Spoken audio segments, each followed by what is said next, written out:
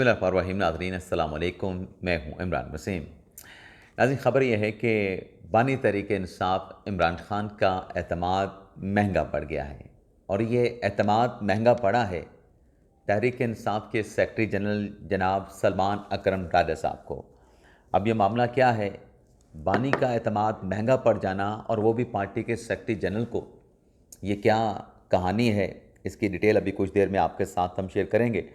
Justice Mansoor Ali Shah, justice अतर मिनल्ला और Islamabad high court के जज जस्टिस सरदार इजाज़ इसाक खान के हवाले से भी एक अहम खबर है। चीफ जस्टिस याहिया अफरीदी ने अपना फ़ैसला तब्दील किया है।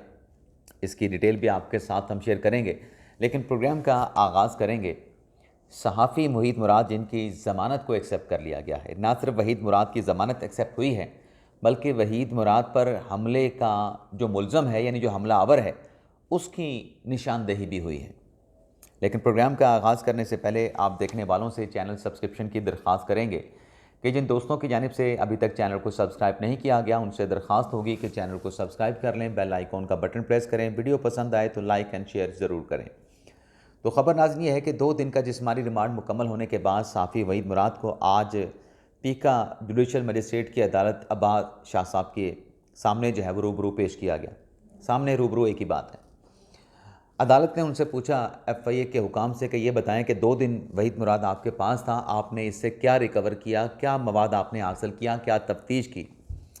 एफआईए ने कहा कि कुछ पोस्ट हैं हमने वहीद मुराद को दिखाई हैं, उस पर इनसे सवालात पूछे हैं, जिस पर वहीद मुराद की वकील ईमान ज़ैनब मज़ारी ने कहा कि जो पोस्ट दिखाई जा रही हैं वो वहीद मुराद की पोस्ट नहीं, वो बलोच रहनुमा अख्तर मेंगल की पोस्ट है। अख्तर मेंगल की पोस्ट के ऊपर जो है उसको रीपोस्ट करने के ऊपर वहीद मुराद को गिरफ्तार कर लिया गया। अदालत ने मज़ीद जिस्मानी रिमांड एफआईए चाह रही थी, लेकिन अदालत ने मज़ीद जिस्मानी रिमांड नहीं दिया, डिक्लाइन कर दी और वहीद मुराद को जुडिशल करने का हुक्म दे दिया। जैसे जुडिशल करने का हुक्म दिया, ज़मानत की दरख्वास्त आई, ज़मानत की दरख्वास्त पे दलाइल हुए, अदालत ने 50,000 के मचलकों के एवज़ वहीद की ज़मानत को एक्सेप्ट कर लिया। दरख्वास्त गुजार की तरफ से कहा गया, यानी वहीद मुराद की तरफ से कहा गया कि 50,000 ज़्यादा है, ज़र ज़मानत को कम कर लें, तो अदालत ने 20,000, 50,000 के ज़र ज़मानत को यानी मचलकों को 20,000 कर दिया और फौरी तौर पर उसको रिहा करने का हुक्म जारी कर दिया वहीद मुराद को। अब मैंने 2 दिन पहले जो बात की थी कि ये जिस बुनियाद के ऊपर मुकदमा बनाया गया है ये कमज़ोर है, इस पे वहीद मुराद की ज़मानत हो जाएगी। तो आज ज़मानत हो गई, क्योंकि वो पोस्ट तो अख्तर मेंगल की थी। अख्तर मेंगल की पोस्ट पे आप गिरफ़्तार करना है तो पहले अख्तर मेंगल को गिरफ़्तार करें, फिर वहीद मुराद को गिरफ़्तार करें, लेकिन साबित करें कि उसमें ऑफेंसिव क्या है, आपको ये भी साबित करना पड़ेगा। और पीका के कानून का माजरत के साथ गलत इस्तेमाल हो रहा है। जब पीका के कानून का गलत इस्तेमाल होगा फिर कानून के ऊपर सवालात उठेंगे।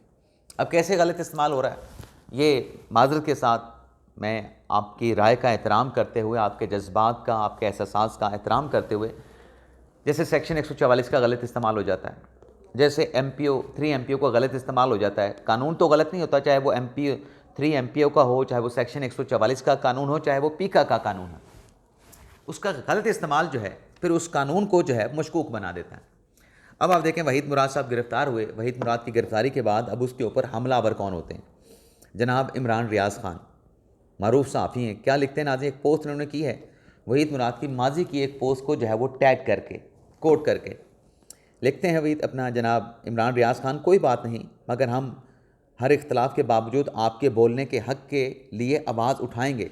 आज शहीद अरशद शरीफ ज़िंदा होते तो ज़रूर आपके लिए ज़ोरदार आवाज़ बुलंद करते। अब वहीद मुराद ने 2022 में एक ट्वीट की थी, अगस्त 2022 में, जब अरशद शरीफ पाकिस्तान से रवाना हुए थे, दुबई गए थे। वहीद मुराद ने लिखा था कि PTI का अहम कमांडर मुल्क से फ़रार, आगे क्वेश्चन मार्क उन्होंने लगा दिया था।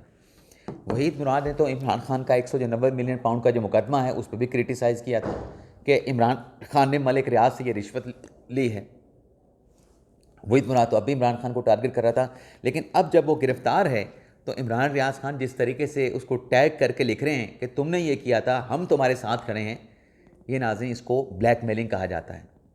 इसको एक पैगाम पहुंचाना कहा जाता है कि कम्युनिटी को पैगाम दिया गया है कि ये बानी तहरीक इंसाफ इमरान खान के ख़िलाफ़ है, हमारे ख़िलाफ़ है, लेकिन हम इसका साथ देंगे। उसके ऊपर फिर उनकी जो अहलियाँ हैं, वहीद मुराद की शुंजा नवाज़, उन्होंने जवाब दिया कि प्रोपेगेंडा करने की ज़रूरत नहीं, क्योंकि ये प्रोपेगेंडा ही था। वहीद इस वक्त भी उन सहाफ़ियों पे तनकीद करते थे जो हुकूमत और इस्टेब्लिशमेंट के लिए काम करते थे। अब भी यही कर रहे हैं। वहीद का बयानिया असूल तब भी वही थे, अब भी वही हैं, वो मौसमी इनकलाबी नहीं। और ये बात बिल्कुल ठीक है। अब नाज़रीन आ जाते हैं जो जस्टिस सरदार इजाज़ इसाक़, जिन्होंने एक केस ट्रांसफ़र करने के ऊपर जो है इस्लामाबाद हाई कोर्ट के रजिस्ट्रार के ख़िलाफ़ जो है वो तौहीन अदालत की कार्रवाई का आगाज़ किया। अब पिछले दिनों समाअत हुई तो सरदार इजाज़ इसाक़ खान साहब, मेरे लिए उनका नाम जो है वो बोलना बड़ा मुश्किल हो जाता है, जैसे जैसे इनाम अमीन मिन्हाज साहब का नाम जो है वो पुकारना मुश्किल हो जाता है। मेरी अपनी नालायकी है, उनका नाम मुश्किल नहीं, मेरी नालायकी है। तो जज साहब ने ऑर्डर किया कि ये केस कैसे ट्रांसफ़र हुआ, मेरी अदालत तो चीफ जस्टिस की अदालत के मातहत नहीं है। तो उसमें वकला से मुआवनत तलब की गई और उसमें लिखा गया कि अवाम भी इस केस पर नज़र रखें। अब डिप्टी जो रजिस्ट्रार हैं इस्लामाबाद हाई कोर्ट के, उनकी तरफ से ये जो कार्रवाई उनके खिलाफ चल रही थी, सो मोटो प्रोसीडिंग चल रही थी, उसको इंट्रा कोर्ट अपील में चैलेंज किया गया। जैसे सरफराज डोगर साहब ने 2 रुकनी बेंच बनाया, डिवीज़न बेंच बनाया। उस डिवीज़न बेंच ने जो सरफराज डोगर साहब अब ट्रांसफ़र केस के हवाले से कार्रवाई कर रहे थे, उस ट्रांसफ़र केस की कार्रवाई करने से भी जैसे सरदार इजाज़ इसाक़ खान साहब को कार्रवाई से रोक दिया है। अब 11 अप्रैल को ये दोबारा समाअत होनी थी इजाज़ इसाक़ साहब की अदालत में। अब देखते हैं, पहले उनका केस इमरान खान साहब की मुलाकातों वाला उधर ट्रांसफ़र हुआ था लाजिर बेंच के सामने, तो तब उन्होंने कहा था कि केस यहाँ से कैसे निकाल के दूसरे बेंच में लगाया गया। ये तो जुडिशल ऑर्डर था जो मंसूर शाह साहब बात कर रहे थे। तो अब ये जो उसके ऊपर जो एक्शन था, जो सोमोटो था, वो केस भी फारिग कर दिया है इंटर कोर्ट अपील के ज़रिए, उसमें कार्रवाई से रोक दिया गया है। अब देखते हैं कि 11 अप्रैल को जैसे सरदार इजाज़ इसाक़ खान साहब इस केस में क्या कार्रवाई करते हैं। अलबत्ता जो deputy registrar Islamabad high court के, उनको जो है इस केस में ज़रूर रिलीफ मिल गया है, उनके खिलाफ कार्रवाई रोक दी गई है।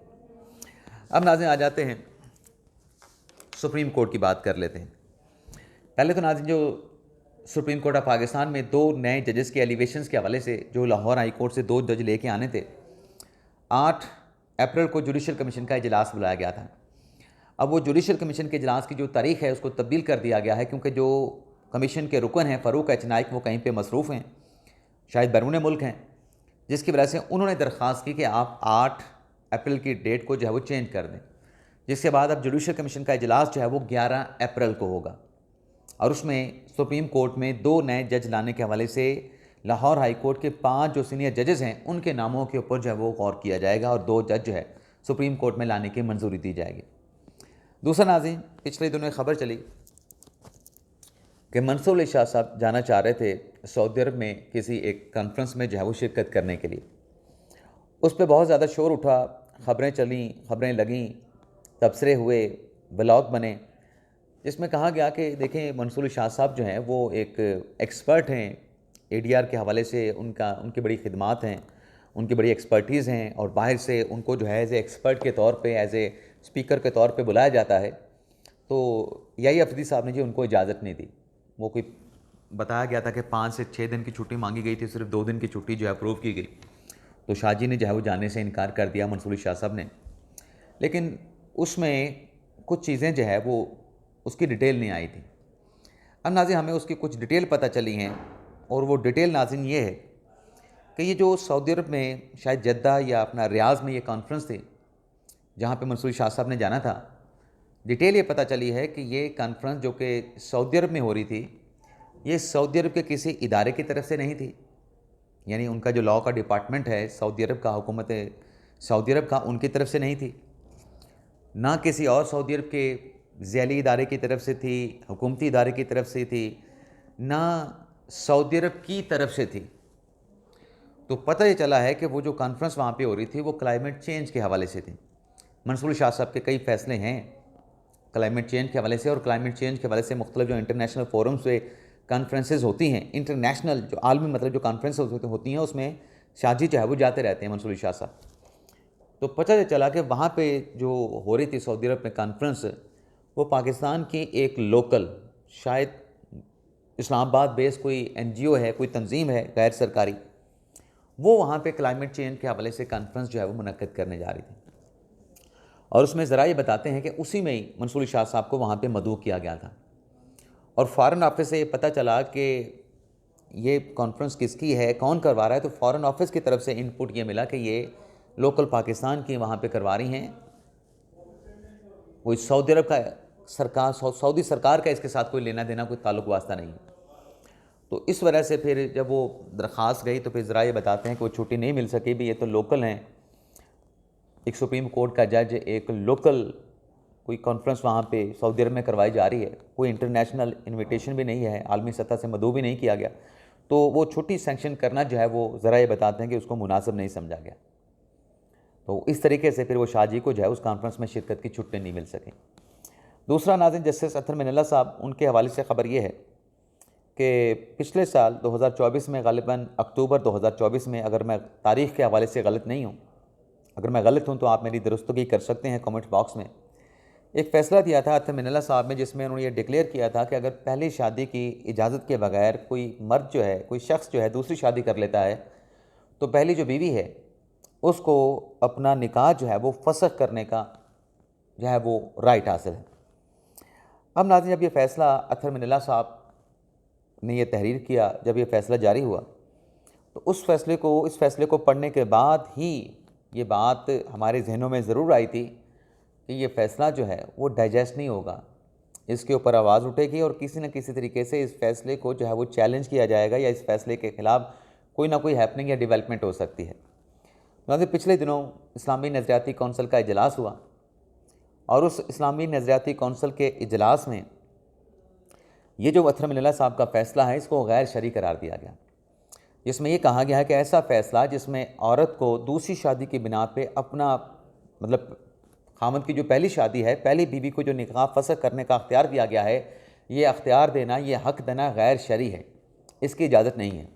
इस्लामी नज़रियाती कौंसिल ने जो अपना अतहर मिनल्ला साहब का फ़ैसला था, उस फ़ैसले को गैर शरई करार दे दिया। अभी पिछले दिनों मैं एक टीवी में देख रहा था कि वो दानिश अदाकार हैं हमारे, आयज़ा ख़ान के ख़ावंद हैं, दोनों की बड़ी अच्छी जोड़ी है, शायद मोहब्बत की शादी है, पसंद की शादी है। उसमें उन्होंने वैसे एक कॉमन बात की और कुरानी अहकामात की उन्होंने बात की कि मेरे पास 4 शादियों का शरई हक़ है, मैं नहीं कर रहा लेकिन मेरे पास ये शरई हक़ तो है ना। अब जब उन्होंने वो बात की ना, ज़ाहिर सी बात है कि एक शादी के बाद दूसरी करेंगे, दूसरी के बाद तीसरी करेंगे, चौथी करेंगे, उसमें कुछ कंडीशंस भी हैं जो कुरान पाक में लिख दी गई हैं कि आप अगर तमाम पहली बीवी के हकूक़ पूरे कर सकते हैं तो दूसरी कर लें, दोनों बीवियों के हकूक़ पूरे कर सकते हैं तो तीसरी कर लें, तीनों के कर सकते हैं तो चौथी कर लें।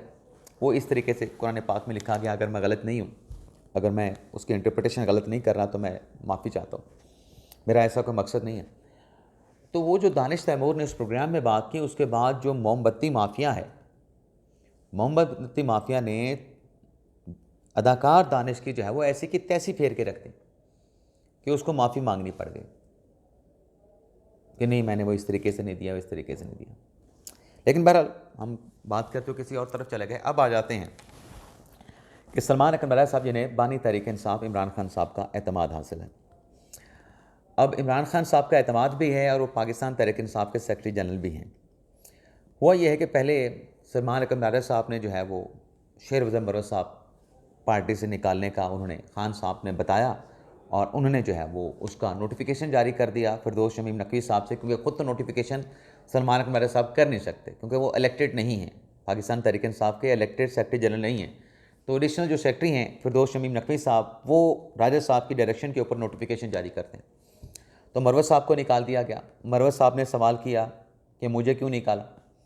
उसके बाद फैसल चौधरी साहब जो हैं, आप मादर के साथ मेरा उनके साथ बड़ा अच्छा लिंक है, बड़ा ताल्लुक़ है, और जब वो मेरी बात सुनेंगे तो वो नाराज़ भी होंगे, खफा भी होंगे, लेकिन ज़ाहिर सी बात है हमने फैक्ट पे बात तो करनी है। आप रिकॉर्ड निकाल के देखें, जब कभी भी फैसल चौधरी साहब को बुलाया गया किसी टॉक शो में, उनसे पूछा गया कि आप पाकिस्तान तहरीक इंसाफ के नुमाइंदा हैं, आप पाकिस्तान तहरीक इंसाफ की नुमाइंदगी करते हैं, तो फैसल भाई ने बिल्कुल वाज़ेह तौर पे कहा कि मैं पाकिस्तान तहरीक इंसाफ में नहीं हूँ, मैं इमरान खान साहब की लीगल टीम का हिस्सा हूँ, एक प्रोफेशनल लॉयर हूँ, खान साहब को अपनी लीगल सर्विसेज फराहम कर रहा हूँ।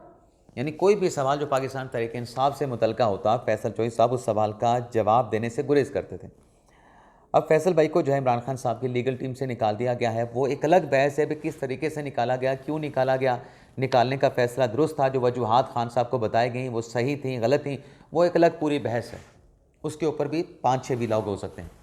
लेकिन बहरहाल खान साहब के हुक्म पे सलमान अकबर साहब ने जो उनको इनपुट बताई कि इस मामले पे ये कुछ हो रहा है, तो इमरान खान साहब ने कहा कि फैसल चौधरी साहब को आप लीगल टीम और लीगल टीम से निकाल दें, लीगल कमेटी से निकाल दें। अब फैसल चौधरी साहब जो हैं रात एक प्रोग्राम में आए हुए थे, उसमें वो कह रहे थे कि इमरान खान साहब का बयानिया हमें कैसे पता चलेगा और ये चीज़ हमें कैसे पता चलेगी। अब नाज़रीन ये छोटा सा क्लिप है फैसल भाई का, ये ज़रा सुन लें। मैं आपको ये सुनाना चाहूँगा, 1 मिनट और 34 सेकंड का, लेकिन इसको मैं मुख्तसर करूँगा। मैं आपको सुनाता हूँ आगे। बयानिया जो है नहीं आया, वो भी नहीं है और अब आपके पास छनकना है। मैं वही तो कह रहा हूँ कि फिर हम आपके पास बैठ के छनकना ही बजाएंगे ना जी। अब हर शो पे लेकर ये छनकना जो है, मैं एहतजाजी लेके आया हूँ। ये मेरा एहतजाज है हुकूमत से, अपनी पार्टी से, कि देखिए आपकी पार्टी ने ये अंडरटेकिंग दी थी, वही तो मेरा पिटना है कि देखें। वो कह रहा है मेरा एहतजाज है अपना हुकूमत से, दोबारा सुन लेता हूँ, और अपनी पार्टी से। आपकी पार्टी ने कहा कि फिर हम आपके पास बैठ के छनकना ही बजाएंगे ना जी। अब हर शो पे लेकर ये छनकना जो है, मैं एहतजाजी लेके आया हूँ। ये मेरा एहतजाज है हुकूमत से, अपनी पार्टी से, कि देखिए आपकी पार्टी। अब मैं कह रहा हूँ कि फैसल भाई तो कहा करते थे कि मैं पाकिस्तान तहरीक इंसाफ का हिस्सा नहीं हूँ, प्रोफेशनल आयर हूँ। अब कह रहा है मेरे अपनी पार्टी से एहतजाज है। मुझे नहीं समझ आता कि फैसल भाई जो है कब पाकिस्तान तहरीक इंसाफ में शामिल हुए, मुझे समझ नहीं आता। लेकिन इसमें एक और चीज़ है कि ये जो फैसल चौधरी साहब को निकालने का फ़ैसला है, उस पर जिस तरीके से कंट्रोवर्सी बन चुकी है कि क्यों निकाला फैसल चौधरी को, तहरीक इंसाफ के अपने लोग भी इसको एक्सेप्ट नहीं कर रहे। तहरीक इंसाफ के वो रहनुमा जो कि लीगल शोबे के साथ ताल्लुक़ रखते हैं, प्रोफेशन के साथ ताल्लुक़ रखते हैं, वो भी इस सवाल उठा रहे हैं कि ये फ़ैसला फैसल चौधरी को लीगल टीम से निकालने का जल्दबाजी में किया गया है। अब इस आर्गूमेंट को भी नाज़रीन अगर एक्सेप्ट कर लिया जाए कि ये फ़ैसला फैसल चौधरी साहब को पार्टी से निकालने का जल्दबाजी में किया गया है, तो फिर ये मलबा सलमान अकरम राजा साहब पे तो नहीं गिराया जा सकता। ये तो फिर इनडायरेक्टली जो मलबा है वो बानी तहरीक इंसाफ इमरान खान साहब पे गिराया जा रहा है कि खान साहब ने जो फैसल चौधरी साहब को लीगल टीम से निकालने का फ़ैसला किया वो जल्दबाजी में किया गया। तो फिर असल जो फिर मतलब जो जिम्मेदार हुआ वो तो फिर बानी तहरीक इंसाफ हैं। तो फिर सलमान अकरम राजा को क्यों टारगेट किया जाता है कि सलमान अकरम राजा जो हैं वो उसने निकाल दिया मरवत को भी और फैसल चौधरी साहब को भी।